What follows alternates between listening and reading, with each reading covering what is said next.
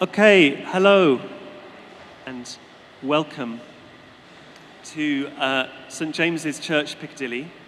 It's I was going to actually start with put your phones on silent, and then I heard the sound of the radios. But if you wouldn't mind, that would be really good. Thank you. So tonight, my name is Richard Parry. I'm the creative director here at St James's Church, which is a new role. I've been here for 6 months, and I'm not really aware of any other roles like it. So it's been a fascinating journey to be here in that time, and you are witnessing some of the fruits, I guess.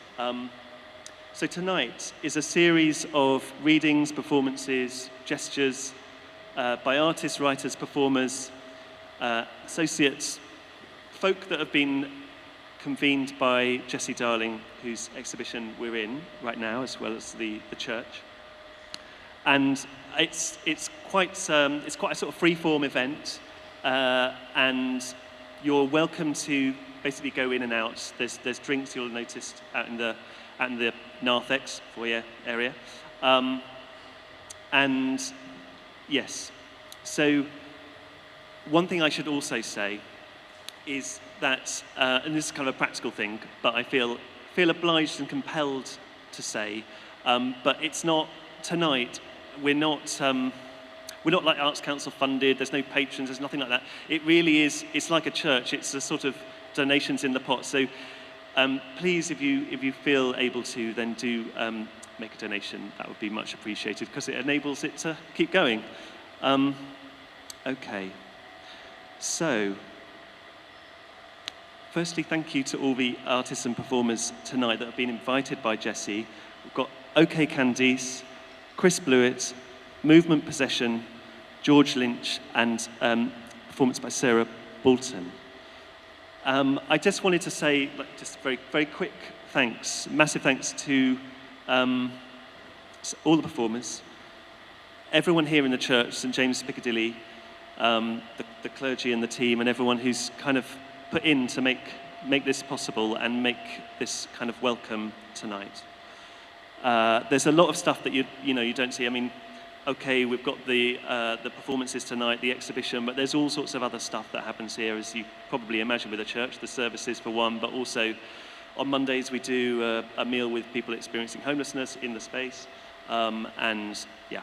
Anyway, so thanks to everyone for that, and the congregation indeed for also being welcoming and hospitable to these new friends among us. But the biggest thanks, of course, to Jessie, who's around somewhere, for all of the energy and thought and work that they've put into this, and convening all of the performers and the artists and the poets tonight, and bringing all of you folk here as well. So, anyway, that's enough thank yous. I will pass over to okcandice to begin. Thank you.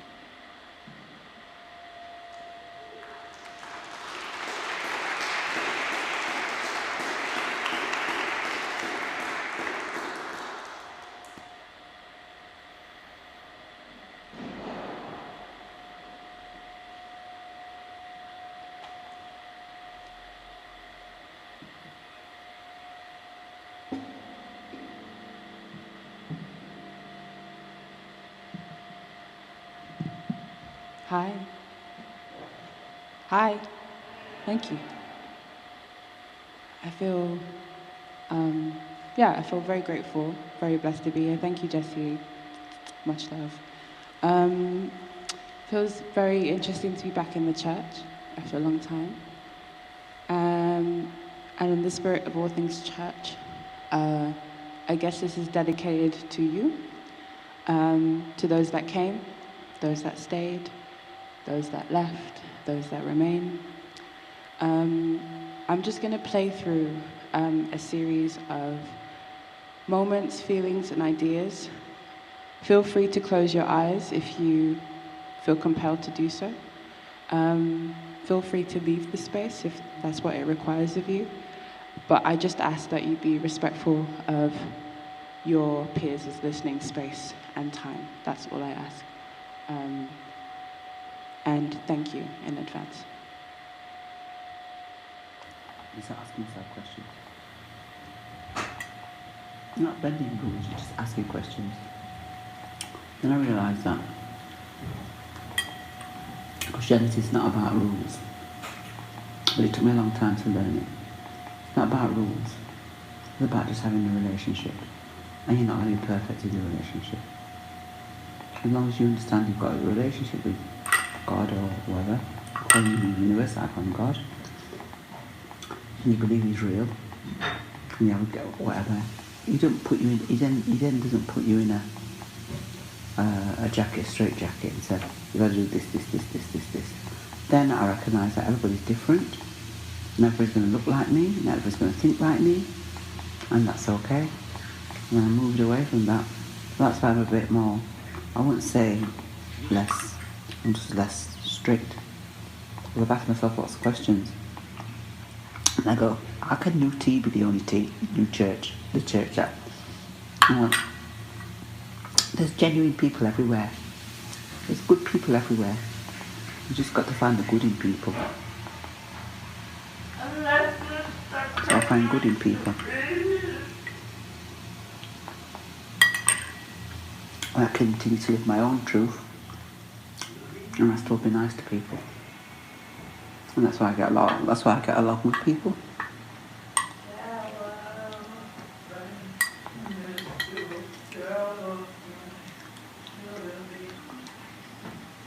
Perfection comes when you can free yourself from perfection. When you decide that you're never going to be perfect.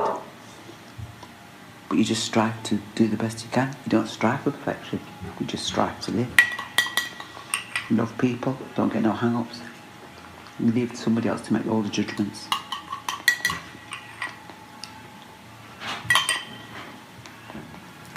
It's overrated.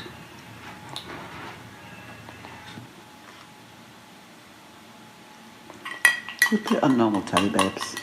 Right.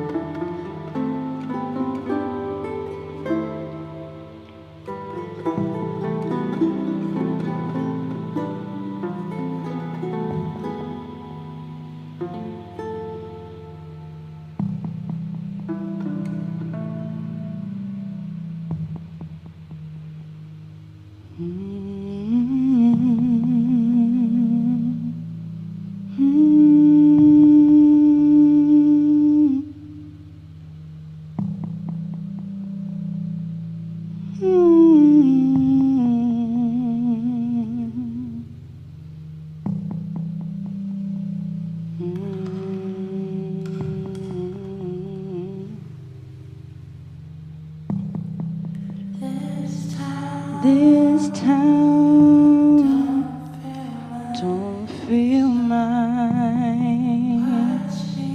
Drive far. This town don't feel mine. Best to get away far.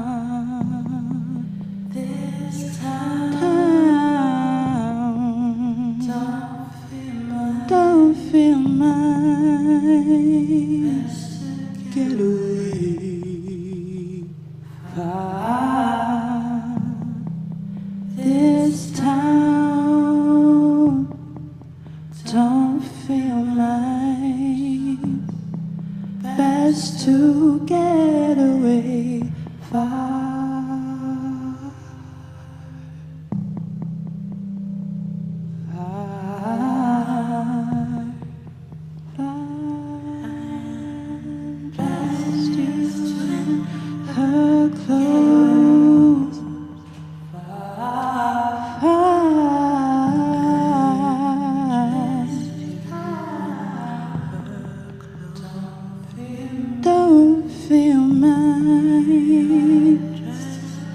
Just you and her clothes.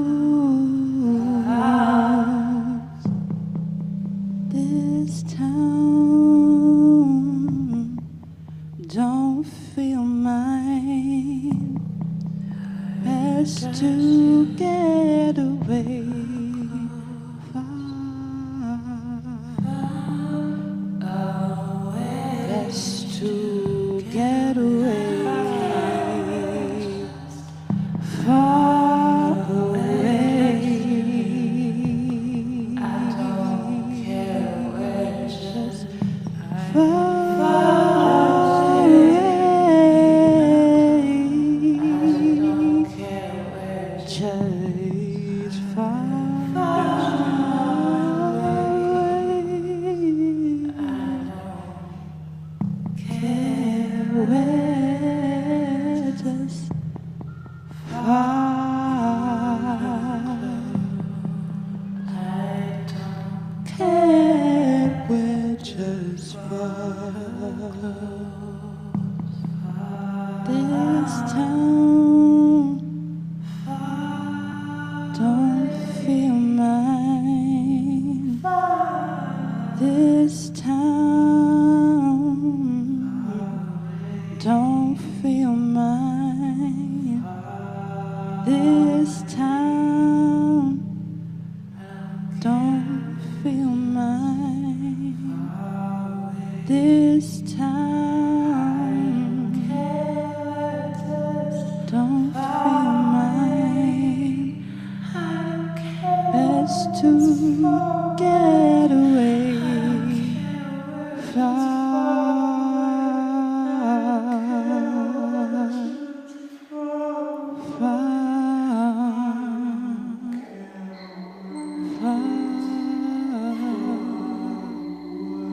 Get away far.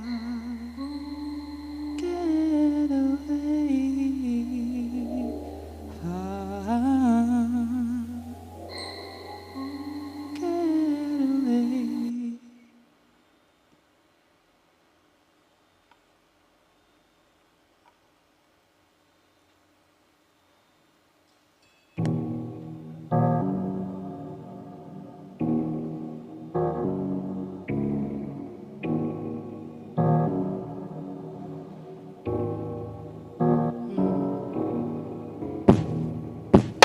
Baby girl was a nightmare.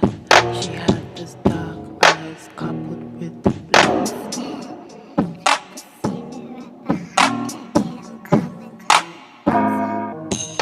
And I know that she'll keep me warm, riding waves on the S-Bahn. And I know that she'll keep me warm, riding waves on the S-Bahn. And I know that she'll keep me warm, riding waves on the S-Bahn. And I know that she'll keep me warm, riding waves on the S-Bahn.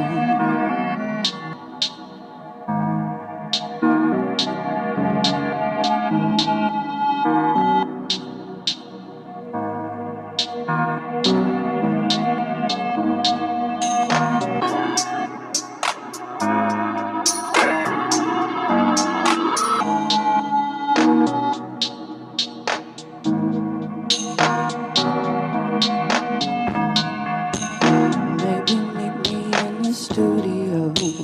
Maybe ha or the music flow. Either way, I'm in your stereo. Either way, you know I gotta go. I don't belong. I don't belong. I don't belong here. And I was dumb and I was wrong, and so I've got to right my wrongs here.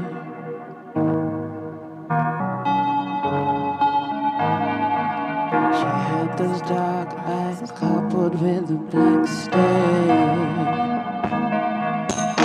And I know that she'll keep me warm, riding waves on the S-Bahn. And I know that she'll keep me warm, riding waves on the S-Bahn. And I know that she'll keep me warm, riding waves on the S-Bahn. And I know that she'll keep me warm, riding waves on the S-Bahn. Riding waves on the S-Bahn. Riding waves waves on the S-Bahn.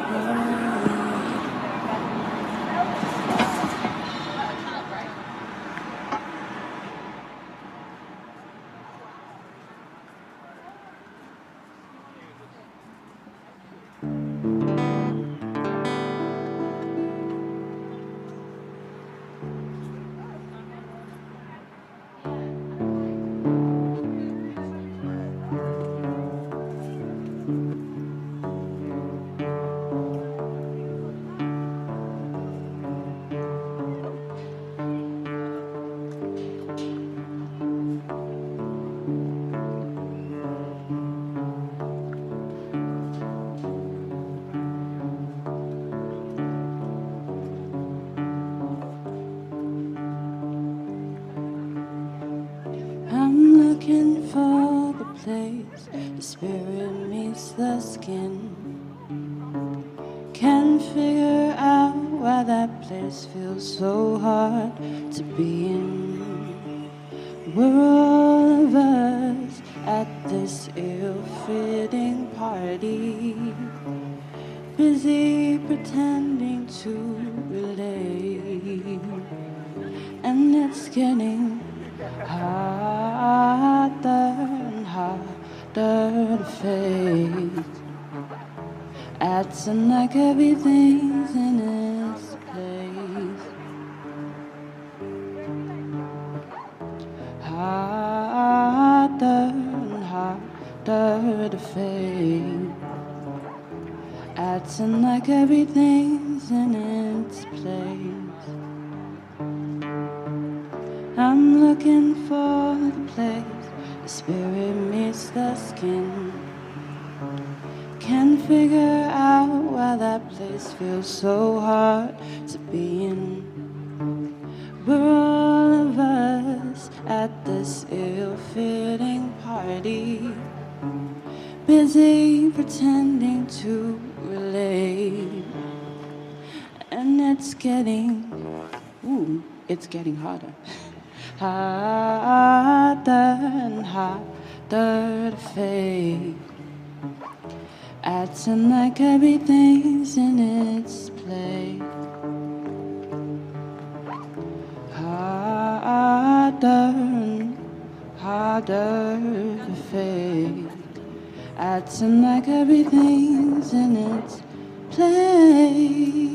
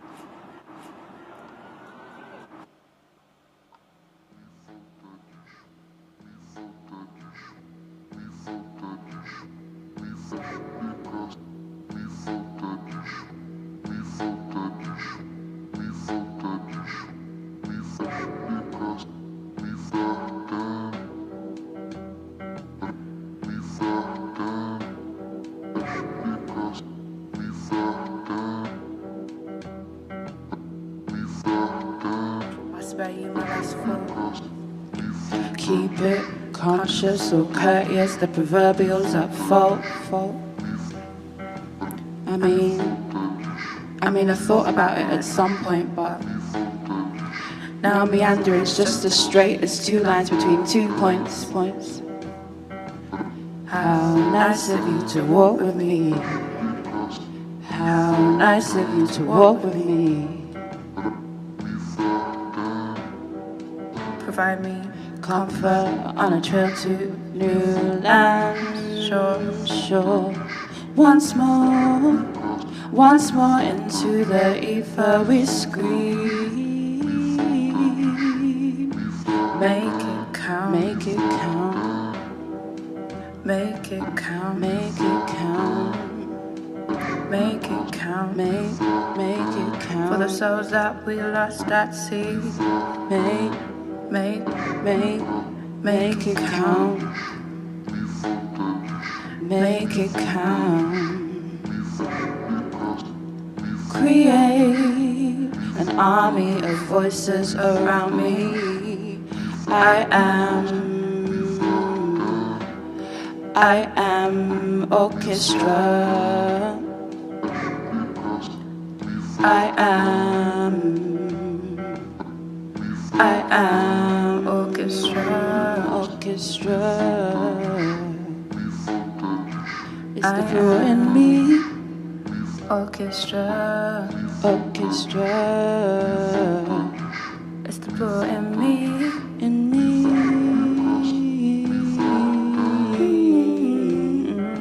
It's the plural in me. I am orchestra. It's the plural in me. I am orchestra. It's the plural in me. I am orchestra. It's the plural in me. I am orchestra.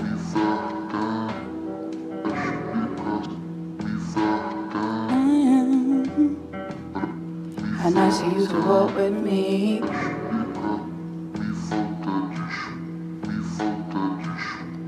How nice of you to walk with me. I am orchestra. It's the plural in me. I am orchestra. It's the plural in me. I am orchestra. It's the plural in me. I am orchestra.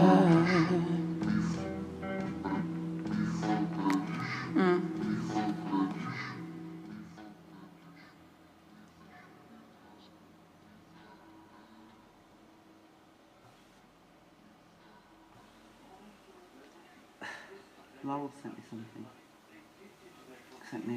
She didn't send me, she sent it to everybody, but she sent it. And she put, prayer this morning. She gave me a scripture. Please see the 5-step process for self-discipline. And the first one is, remember, the battle begins in the mind. She didn't know she was sending me this, so I was in the car thinking, the battle begins in the mind, will, intellect and emotions, which we know. You don't have to be a Christian to know that the battle begins in your mind. Remember your identity, remember who you are. Renew your thought life. And I was doing that in the car. Recognise your old life is dead. Just straight up, release your past habits. Replace your past habits with new ones. And I thought, wow, you weren't even in my car and you just sent me that.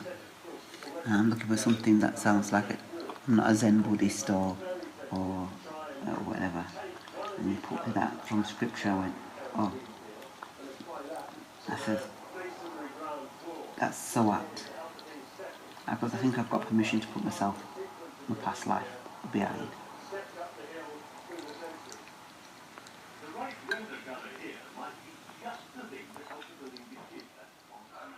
Thank you.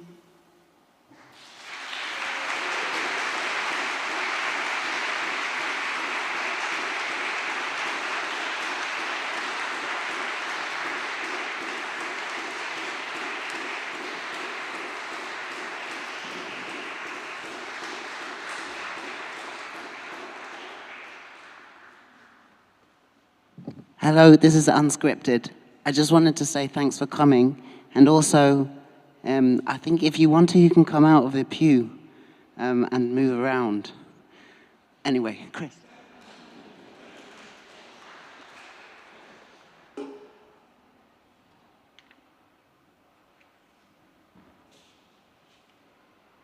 Hey, I'm just going to read a handful of poems. These are for the lost possibilities, I suppose, to incarceration, to psych wards. Fire to those all. Gracious will. I've not been back for long. Can pass with enough ease. Dreamt a face to wear, freckled and hairy, thick through the air, quick off the road, milked, white and historical. What mirror strengthened that wretched rhythm? Slouched red, ran camouflage, ran pastel, then supine and clamped to the tarmac, dripping from leg to leg, spat piecemeal. Heaven held me, slim respite, then dashed at the wall.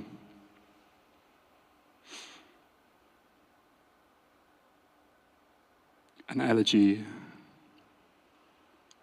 The singing has not stopped for an age. Who is bothered by that? My nerves are done. There's a great barricade runs west through my memory. A film of spit reiterated twice or more across the glass. A ghost remedied, digging back, decade upon decade, my head wild and pulled. I want to ask again and again and again, is it possible, please, for everyone?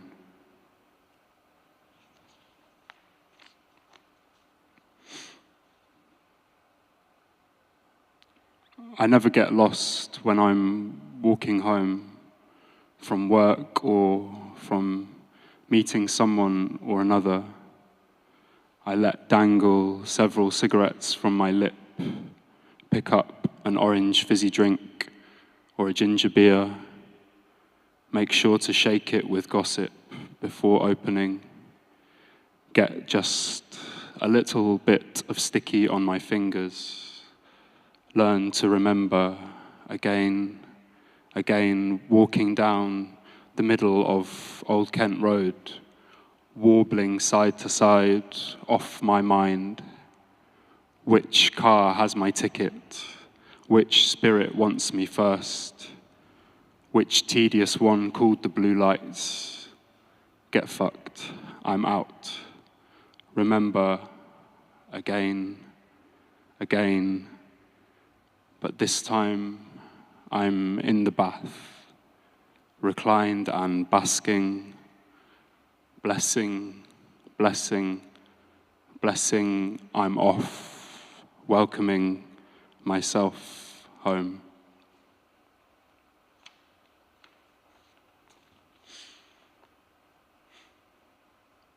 Scented.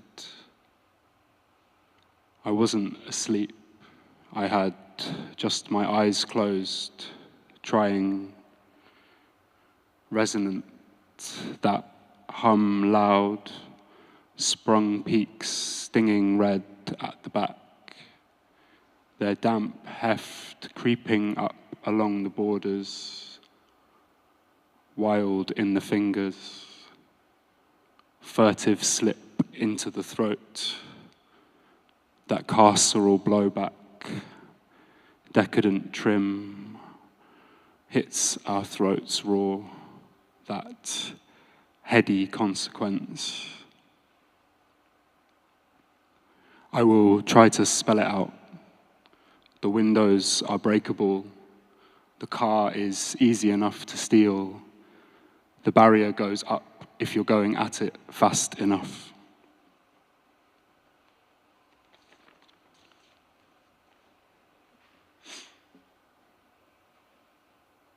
At the lights. I'm not healthy at the moment. My lungs feel better, but my eyes fizz every day, probably after 2 or 3 in the afternoon. Nothing underneath the skin is an easy ally, though I want that. Another stretched O, and all that pause, and the cleaning up after. Took some fresh breath off the hook, pulsed past, soft voice, steady, slow vibration on the larynx, throbbed bass in the stomach.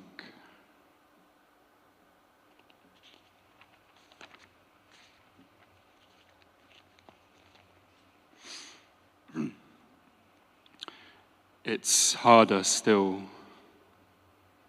Then the border wraps further, crawling winter cold. There's his hand again, stings white with history, limits jabbed firm in my cheeks, skin left behind like rubble, flecked rigid pricks under my eyes. They mouth out the memory of a punch, stuck fast as the hot crawl of shame up my stomach, reflected over there, where someone left themselves behind for better air, over there where someone was held to the pavement, you know the rest. Over there where an immigration van was pelted out, cut tires, eggs, old veg, and chairs at the windows.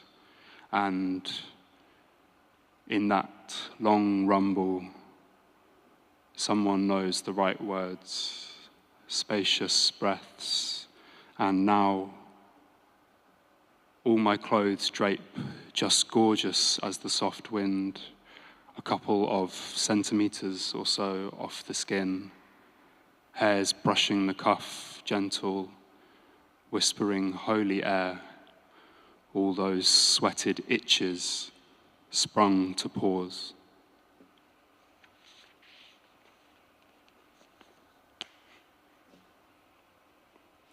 This is the last one. Thank you for having me. It's a bit of a bait title for the location, but it's an old one. Liberation Theology. Built heaven into my wish list. Locked limbs and flowers. Pulsing hints for a pass. Sung sloppy. Full with leading questions. And to be honest, I am quite done with it all. Smelt, steamed up, all wonder, those who weep will laugh. Heavy dreamt oxygen rub, easily absorbed, those who tuck deeper will follow, those who will soft shout doom. Thank you.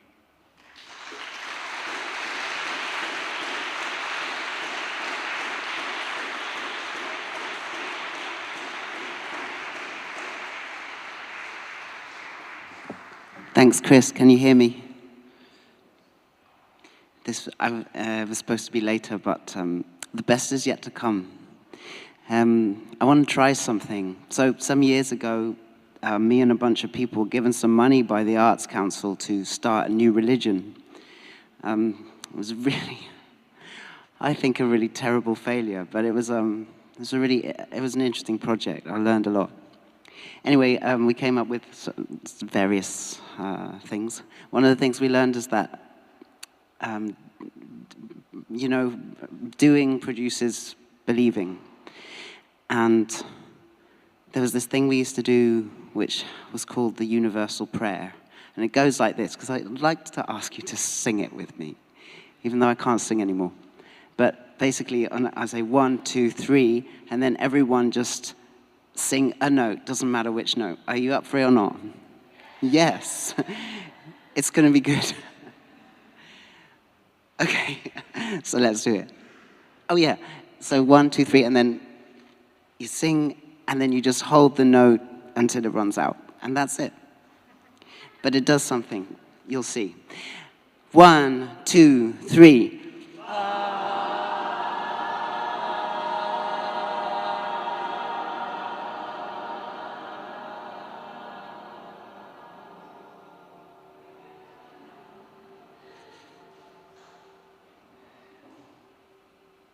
Thanks.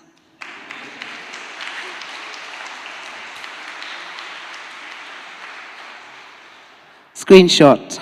The following text is set in Cambria at 36 point, floating in its pale square like objects laid on a table.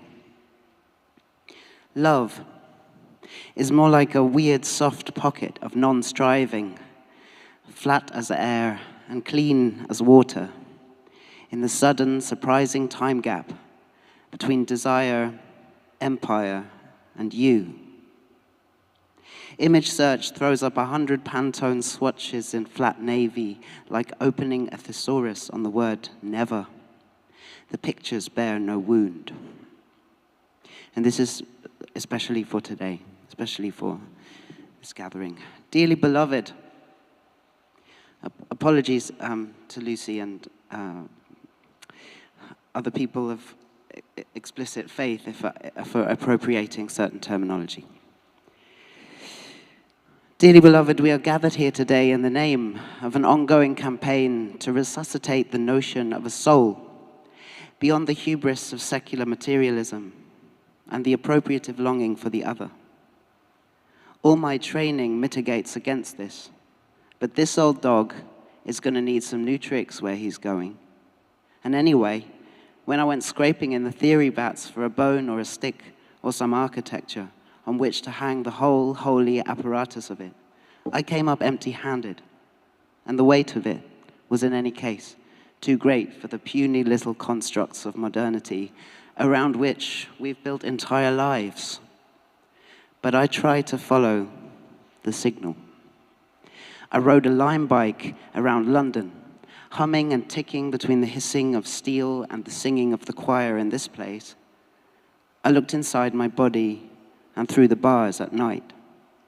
The peculiar syncretism of late capitalism was like Little sigil, an iPhone, locked box of magic, safe word, pin code, hashtag, and menatacle. At best, I found a high-resolution stream teeming with living data. At other times, coverage was patchy and everything fell through a hole. But it's there in the suddenness of the song in my headphones. I, God, shuffle, always coming with the right oracle, to the extent that I'm ready to take seriously the idea that my own vibrational frequency works in dialogue with the electromagnetic resonance and grey mathematics that power the algorithm. It's there in the come down and the hangover, the giddy world sliding off the curb, the gorgeous chasm through which nothing passes unchanged. I felt it there among us when we danced in the kitchen and in the secret places where your sadness gets knotted like a bushel of fists.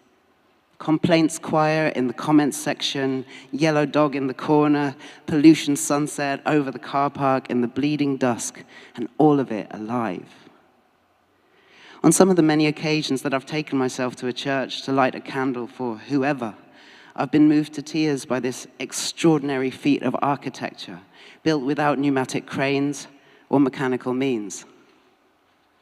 Christopher Wren, you know.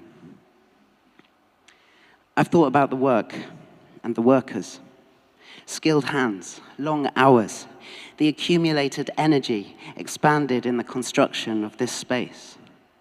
I've thought about the accumulated energy appended and attributed to this place by the living, and the fact that most people who have lent their electromagnetic hope field to the accumulation are now dead.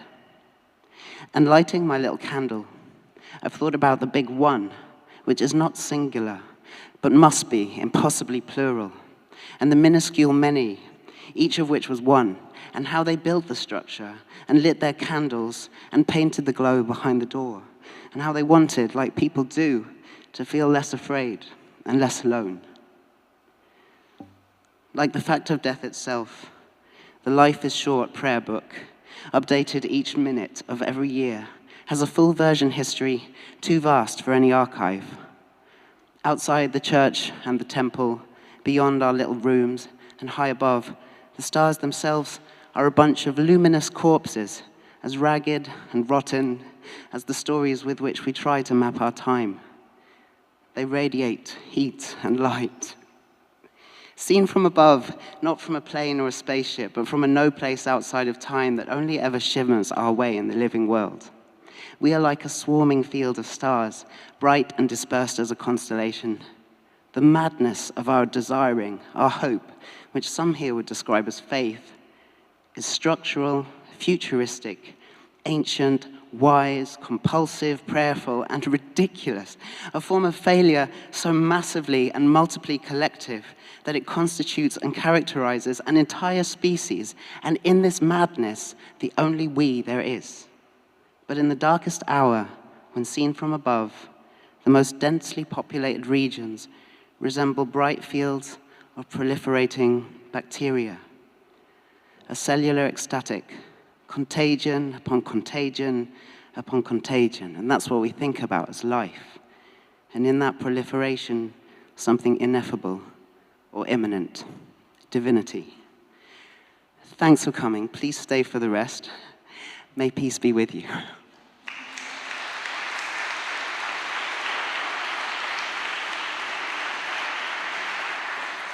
So we'll have a short break now. So it's a moment to grab a drink, go use the loos, but do stay around because there's some great stuff to come. Thanks.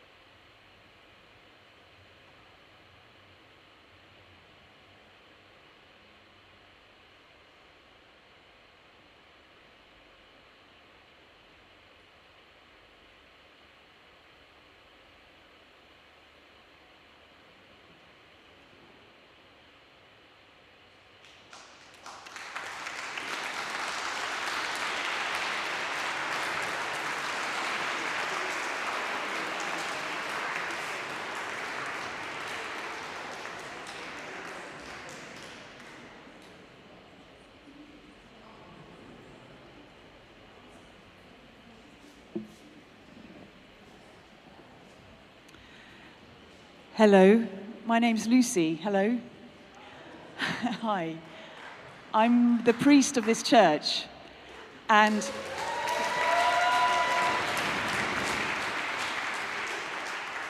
so really all I wanted to say was welcome, a really sincere welcome to every one of you who's here tonight, whether you do church or whether you don't do church.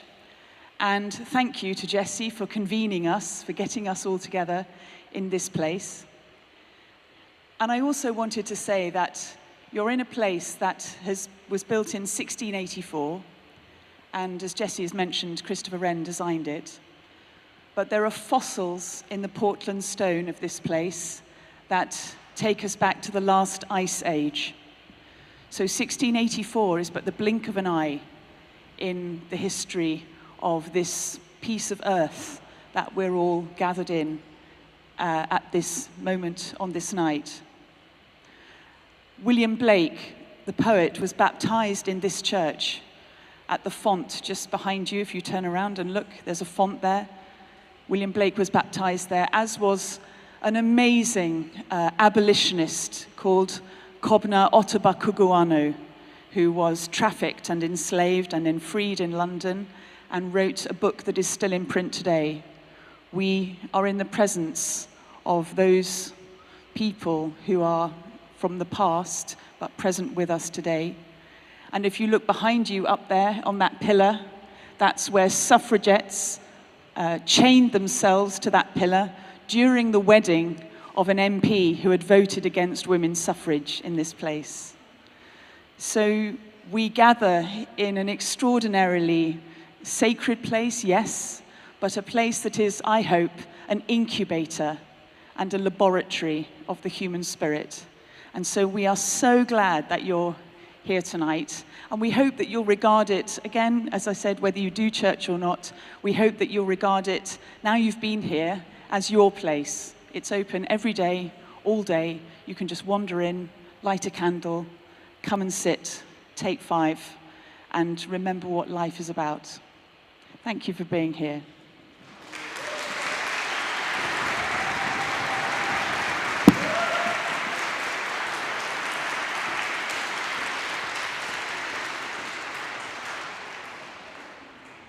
I was also just quickly going to plug, there's 2 concerts happening tomorrow, in case anybody is around and would like to come. At lunchtime, there's always lunchtime concerts about 1 o'clock on Wednesdays and Fridays, and a lot of Mondays as well. And this week we've kind of programmed it to converse with the exhibition. So tomorrow, actually my colleague Didier, who's around, has programmed it. So. But tomorrow we've got Trans Voices, who are the UK's only professional choir for trans and not people who identify as trans and non-binary. And then in the evening they're returning and they're doing a concert with Sharif Hashizume, who's an amazing musician, electronic artist who's going to be kind of working with the radios and has worked with lots of amazing people, Brian Eno, David Byrne, and John Hopkins and what have you. So come along to that. That's 5 till 7 as well. So there's the plug. Over. Thanks.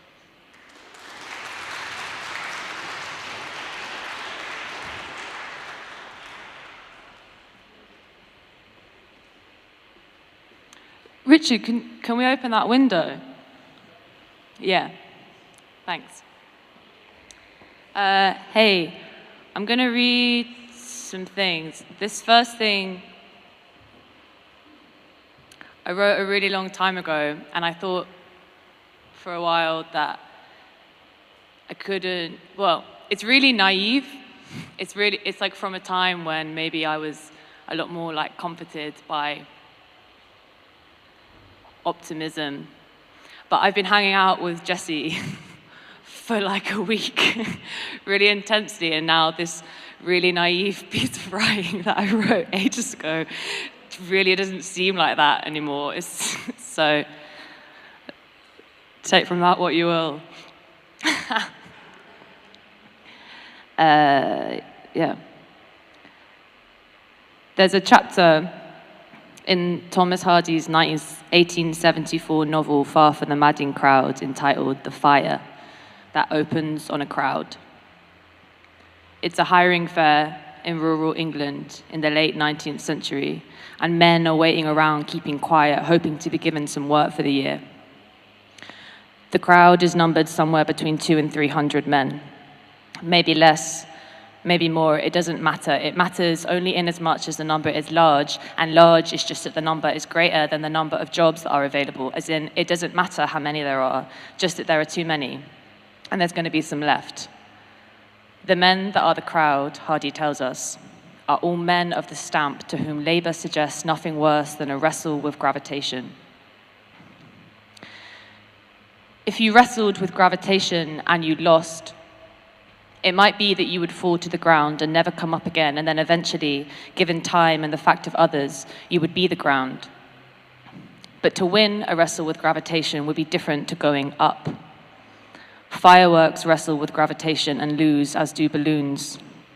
To win a wrestle with gravitation might be to become airborne like a seed, or to float the way an astronaut would in space if that astronaut didn't want to come down or wasn't going to, and had figured out that though they couldn't stand upright or eat cereal from a bowl, there wasn't nothing that they could do. Or that could be what it was to lose. It could be that the ground and the world that is below it is composed of everything and everyone that has ever wrestled with gravitation and won, and that is why it's so hard to move, and why things that want to stay upright for long need it to hold them, and why sometimes it gets tired and there's nothing to be done but let it sleep and know that it is not, though it might seem it, dead. Or it could be the case that a wrestle with gravitation would not be something to be lost or to be won, but just continued, so that gravity could keep wrestling because it wasn't going to tire, in which case the best you could hope for was that you had help. It is also not clear when Hardy says of the mass of men in the crowd that work or labour suggests to them no more than a wrestle with gravitation, whether a particular outcome in a wrestle with gravitation amounts to working, and another to not working, and perhaps another to working in a dignified way, and another to working in an undignified way, or whether it's all the same thing, and whether there exists others to whom work or labour suggests something that is not a wrestle with gravitation, and if there were, who they might be. So far, the central character of this novel has been a man called Gabriel Oak. Gabriel Oak was a farmer, but he lost his farm, so now he's not. He's in a crowd at the hiring fair, and he's going to fail to find work today. And the reason for this failure will have something to do with the nature of the crowd and the nature of a character in a 19th century novel that is, among all the things that it is, an invocation and exercise of the myth of the individual life, which is bound up with the metaphysics of property, which is a difference between owning and being owned or not being elsewhere and otherwise, and maybe gone. Gabriel might soon be gone. By instinct, the other men call him Sir. Unlike them, he has a name and a face, and he elicits distrust from the hiring farmers who can tell, it seems, before he needs to tell them that he has until recently been his own master, and that he cannot be, or at least has not been, absorbed into the mass from which they will draw their labor. We've known Gabriel for the duration of 5 chapters, and throughout this time, his existence has been a solitary one. As a young man, he'd been a shepherd and then a bailiff before he saved enough money to lease a small sheep farm and stock it with sheep, which he bought on credit. He saved all of his money and he did all of the work himself.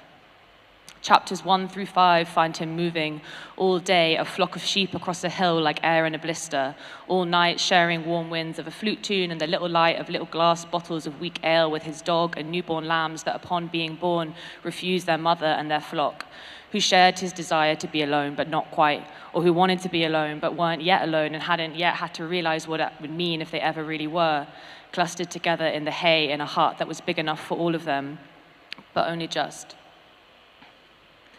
Hardy's portrayal of Gabriel Oak is maybe one of the most sympathetic depictions of the entrepreneurial spirit in its century's literature. Gabriel is very difficult to not very deeply love. Gabriel doesn't want to be rich or to hurt anyone. He sometimes seems to not want anything at all, but that's not the case. He wants to be alone. That's what's going on.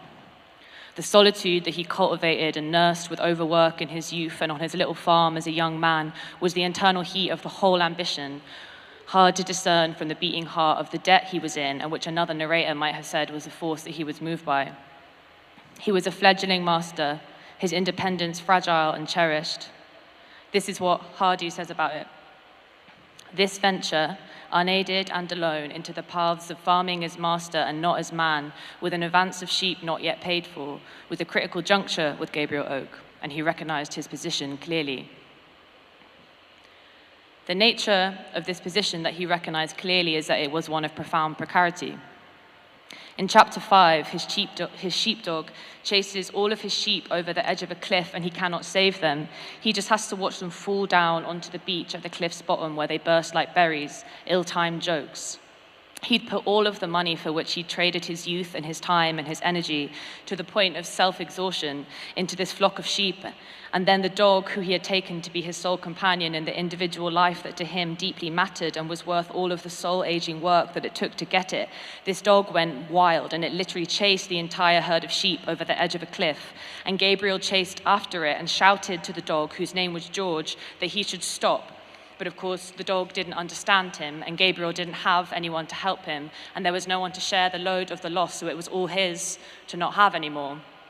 No lambs, no dog, and within a week, no farm, no little cabin. He watched them all run off a cliff, and in so doing, he watched his debt double. And Hardy tells us that he covered his face with his hands, but he doesn't tell us that he wept. He shoots the dog. He loses all his money, and the novel loses him for 2 months until it finds him again here in the crowd at this hiring fair, for the first time in the novel surrounded by other people, and not part of it, being neither felt nor understood nor saved as he'd hoped he might be. Gabriel's outside of it all. The problem is that Gabriel is not part of the crowd, as Hardy has it. Where the other men standing with him merge and blend and form some kind of mass, Gabriel doesn't. He's like a sugar cube dropped into cold water, only his edges getting moved or mussed or tended to. The water is tired, the sugar is tired. They cannot get at each other. He swaps his overcoat for a shepherd's smock, and still he has no luck. Tom Hardy is definitely kind of proud of Gabriel for the way in which his superior appearance makes him unhireable and inabsorbable into the conglomerate mass of the hireable, but it's actually a very real problem that can't be solved on the terms of this pride. He won't be able to survive if he doesn't start to blur at his edges. Gabriel doesn't have the capital to match his individuation. It's not melodramatic to say that in order to survive, but also in order to remain in the novel, he needs to de-individuate, reabsorb into the swarm, the crowd, the collective life of which he's not part. So the chapter entitled The Fire commences with a framing of a problem. A man who followed the hallowed trajectory of prudent labor and gradual, dignified economic gain into the middle class must turn back again empty-handed, and things that happened to him or things he became in his ascent must undo themselves as he comes back down. Ultimately, the solution is dissolution. Gabriel hears there's another hiring fair in another town that is a while away, and having no other choice, he sets off to walk the way there through the night. He's tired, but he doesn't have the money to spend the night in an inn. After he's walked several miles and it's dark and he's exhausted, he makes out in the darkness the shape of a wagon that's been abandoned and is filled with hay. He pauses, then he climbs in and goes to sleep. Gabriel doesn't just make himself a bed of hay. He gets in it. He covers himself and he falls asleep, breathing hay like water, like a seahorse. And then what happens is really amazing, because Gabriel just sleeps, and while he sleeps, rather than do what urgently he needs to do, which is to move, in sleeping, he is moved. 2 people get in the wagon and drive it without knowing that Gabriel's there. At some point, he wakes up. He doesn't see them. He just hears their voices. He doesn't know how far they've taken him, but somehow knows it was in the right direction. He slips from the hay out of the moving wagon and lands in a hedge but isn't hurt. The darkness is total. He walks across a field and then he sees a light up ahead, and it's a fire. When he sees the fire, Gabriel Oak goes towards it. And it's not clear if he runs or walks, just that he gets there fast and without hindrance, and it seems that there's nothing there in the darkness other than him and the fire and the way there. What is burning is a rickyard, which is a store of ricks, which are bales of hay and dried wheat and corn. And in the same way that he just went right into the wagon filled with hay under darkness when he needed to sleep and did, now as a swimmer or a sleepwalker all alone, he goes into the world that's a little like an underworld because it's on fire and filled with faces and insects and unburning flames between great obscurity and great illumination, glowing and pulsing like a full or empty heart. This is Hardy. Individual straws in the foreground were consumed in a creeping movement of ruddy heat, as if they were knots of red worms, and above shone imaginary fiery faces, tongues hanging from lips, glaring eyes, and other impish forms, from which at intervals sparks flew in clusters like birds from a nest. And then later, Gabriel found that, far from being alone, he was in great company, whose shadows danced merrily up and down, timed by the jigging of the flames, and not at all by their owners' movements. And what follows is strange. A fire fueled by a great mass of flammable material is, without the aid of any kind of equipment or technology, put out, and no one is hurt, and nothing is lost. Time swells, and then it ends. Between his submersion into the hay and the abandoned wagon and the chapter's end, though he's not alone, Gabriel doesn't see anyone, and no one sees him until he finds employment. When he comes out of the flames and his face is covered with soot and his clothes are sort of still on fire, as a screen still animated by the flickering shadows that might be the movement of dried corn still falling, or other people still coming out and moving past him, or just the world no longer stopping where he starts. And Bathsheba Eberdeen, who is the farm's owner and who he last saw when she turned down his proposal of marriage, doesn't recognize him when she offers him a job on her farm, and then he wipes his face, and she does, and that's it. The chapter closes, the lights go out. Gabriel can fall to the ground and his eyes can shut without fear that he will never get up again, that he is not given into death only to sleep. The fire's obscurity is best understood as a play of presences, not of absences. It's energy. It does the work on Gabriel that he wasn't able to do himself, which was the work of sociality. It pulls him apart that he might not fall to earth the way a single being does, with no hope of getting up again. None of this is to say that this will have been for the best, but it takes place, and it delays the end. In the latter half of The Fire, and then Never Again, the novel gives Gabriel a world to inhabit that is populated by other people's faces and includes his own. And he comes back from the dead. Animation is just breath, it's just light, it's just the play of things on other things. He comes back, and though he's not undying or really ghostly or even seems to be aware of the miracle, the fire doesn't hurt him. It doesn't hurt any of them. And it's Bathsheba Everdeen, who owns all the stuff that's in there, who doesn't dare get close, doesn't dare let it touch her, knowing, we can only assume, feeling that though it doesn't hurt her employees, it would hurt her. It might be terrifying to Bathsheba. Gabriel himself, were he not at this juncture brought so low, being so nearly extinguished, might have feared it too.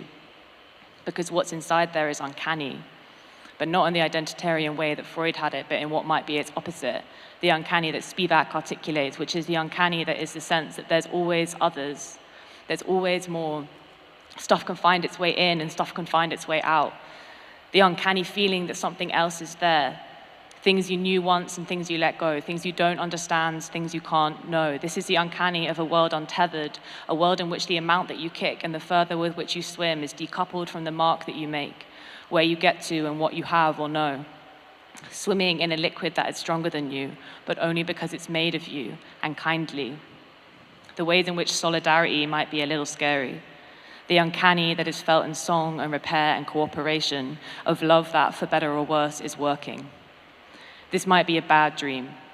This might be a dream that lets you be a coward when you're out of sleep. There's no way to know but to wait and see.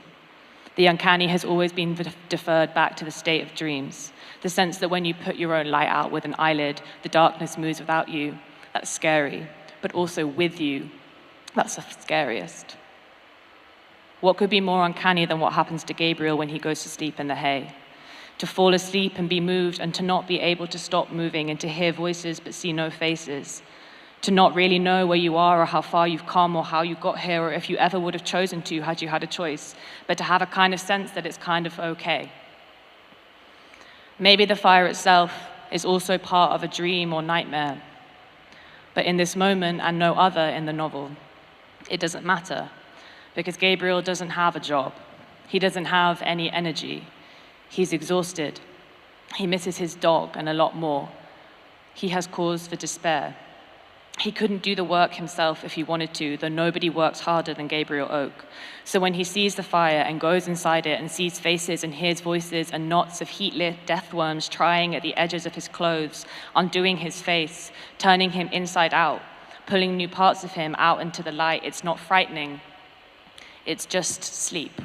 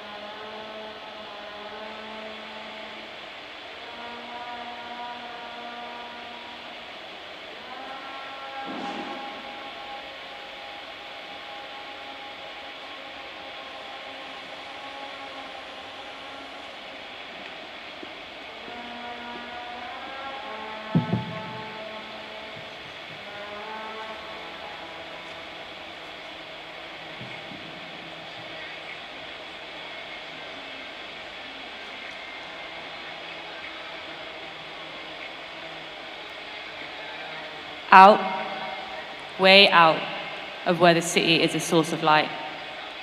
It's just a picture. Cars drive on the motorway fast and towns melt into houses and then trees and change color, elide. They slow as they approach a tunnel. The road dips, declines steadily, and the silver trees that line the highway rise up, going gray. The birch tree is an escalator, going away. There is no turning back. There is no way of knowing if what you saw at the roadside was a rabbit or a paper bag. It feels like everything would change if you could just release the tension in your neck. Cars drive through the tunnel one way. Traffic builds up as you get older, and sitting in it, waiting, is part of being on the move. Tiny pieces of insects are etched into a windscreen's tempered glass like a lozenge for a bird. There is traffic. It is an inconvenience. Some people roll their seats back and play I Spy. Some people do otherwise. Everybody, anyway, has to pass the time. There is bad traffic. Enumeration is not population, but the tunnel is overfull. The traffic is not much moving. They look ahead, the drivers, to where the light is red and eating at the darkness of the tunnel's sides like bleach into a hood. There is, and then there isn't, any driving. There's a filing. At bay, the cars have their engines on and are hot. The drivers still drive, like sleepers mutely writhing in a bunk bed, lying on their sides, curled fetally as hooks on a world that will let the light go regardless. There is no turning back.